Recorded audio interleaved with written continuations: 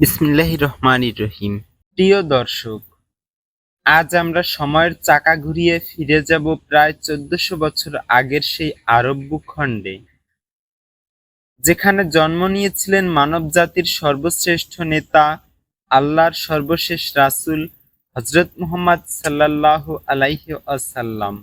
কিন্তু তার আগমনের আগে আরব সমাজ কেমন ছিল? তারা কি আল্লাহকে চিনত? তারা কি এক আল্লাহর ইবাদত করত, নাকি তারা অসংখ্য দেবদেবীর পূজায় নিমগ্ন ছিল? চলুন আজ সেই ইতিহাস জানি। জাহেলি যুগের আরববাসীরা আল্লাহর নাম একেবারেই জানত না, এমনটি বলা সঠিক নয়। বরং তারা বিশ্বাস করত এই বিশাল আকাশ, পৃথিবী, পাহাড়, নদী এবং সমগ্র সৃষ্টি জগতের স্রষ্টা হলেন আল্লাহ। কিন্তু তাদের সবচেয়ে বড় ভুল ছিল, তারা মনে করত আল্লাহর কাছে পৌঁছাতে হলে মধ্যস্থতাকারী দরকার। তাই তারা বিভিন্ন মূর্তি ও দেবদেবীর উপাসনা শুরু করে। তাদের ধারণা ছিল এসব মূর্তি তাদের হয়ে আল্লাহর কাছে সুপারিশ করবে।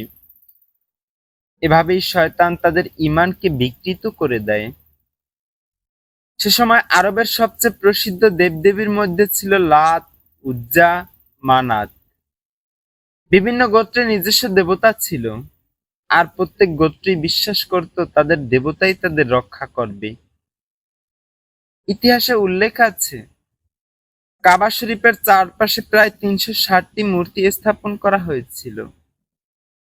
পৃথিবীর অন্যতম পবিত্র ঘর, যা হযরত ইব্রাহিম আলাইহিসসালাম ও তার পুত্র হযরত ইসমাইল আলাইহিসসালাম এক আল্লাহর ইবাদতের জন্য নির্মাণ করেছিলেন, সেটি ধীরে ধীরে মূর্তি পূজার কেন্দ্রে পরিণত হয়। আরবদের ধর্মীয় বিশ্বাস শুধু মূর্তি পূজায় সীমাবদ্ধ ছিল না। অনেকে জিনকে অতিপ্রাকৃত শক্তির অধিকারী মনে করে তাদের ভয় করত। কেউ সূর্যের পূজা করত, কেউ চাঁদের, আবার কেউ বিশাল বৃক্ষ, পাথর কিংবা ঝর্ণাকেও পবিত্র মনে করে উপাসনা করত।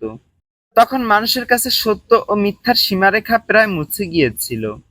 তবে এই অন্ধকার যুগেও কিছু মানুষ ছিলেন যারা মূর্তি পূজা মেনে নিতে পারেননি। তারা বিশ্বাস করতেন একমাত্র আল্লাহই তাদের ইবাদতের যোগ্য। এদের বলা হতো হানিফ। হানিফরা হযরত ইব্রাহিম আলাইহিসসালাম এর তাওহীদের আদর্শ অনুসরণ করার চেষ্টা করতেন। যদিও তাদের সংখ্যা ছিল খুবই কম, তবু তারা সমাজের প্রচলিত শিরক ও কুসংস্কারের থেকে নিজেদের দূরে রাখার চেষ্টা করতেন। এরপর যখন আল্লাহ তার রাসূল সর্বশেষ হযরত মুহাম্মদ সাল্লাল্লাহু আলাইহি ওয়াসাল্লামকে নবুয়ত দান করলেন, তখন তিনি মানুষকে আহ্বান করলেন একটি মাত্র বাক্যের দিকে, লা ইলাহা ইল্লাল্লাহ, আল্লাহ ছাড়া কোনো মাবুদ বা উপাস্য নেই। এই আহ্বানই বদলে দিল আরবকে, বদলে দিল ইতিহাসকে, আর আলোকিত করল সমগ্র মানবজাতির পথ। পরবর্তী পর্বে আমরা জানব এমন অন্ধকারাচ্ছন্ন সমাজই কিভাবে আল্লাহর রহমত হিসেবে জন্ম নিলেন বিশ্বনবী হযরত মুহাম্মদ সাল্লাল্লাহু আলাইহি ওয়াসাল্লাম, এবং তার জন্মের সময় কি কি ঐতিহাসিক ঘটনা ঘটেছিল। আসসালামু আলাইকুম ওয়া রাহমাতুল্লাহি ওয়া বারাকাতুহু।